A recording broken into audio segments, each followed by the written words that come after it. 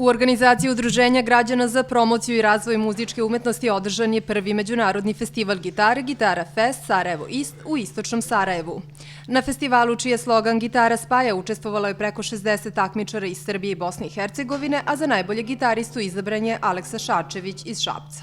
Stručni žiri sastavljen od istaknutih gostiju festivala takmičarima je dodelio prvu, drugu i treću nagradu, kao i nagradu Laureat Gitar Fest koja je pripala mladom Šapčaninu.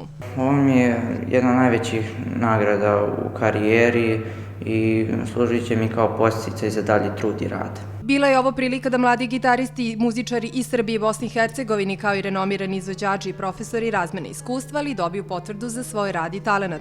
Aleksa kaže da se pripremao mesecima i nadao da će se njegov trud isplatiti, ali ga je ova prestižna nagrada ipak iznenadila. Konkurencija je bila jako velika.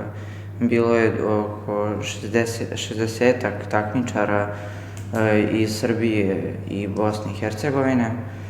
13 je nas prošlo u finale i nisam očekivao stvarno da ću biti laureat takmičenja. Aleksa Šačević je za sebe imao osvojene brojne nagrade. Prošle godine imao i svoj solistički koncert u muzičkoj školi Mihajlo Vukdragović. Najznačajnije nagrade su Gitar Art. Ove godine sam osvojio 6. mesto. Na Vojvođanskom festivalu gitare sam osvojio 1. mesto. U Nišu sam također osvojio 1. mesto. I ovo mi je za sada najveća nagrada ove godine. U narednom periodu očekuje ga učešće na međunarodnom takmičenju klasične gitare u bugarskom gradu Plevenu.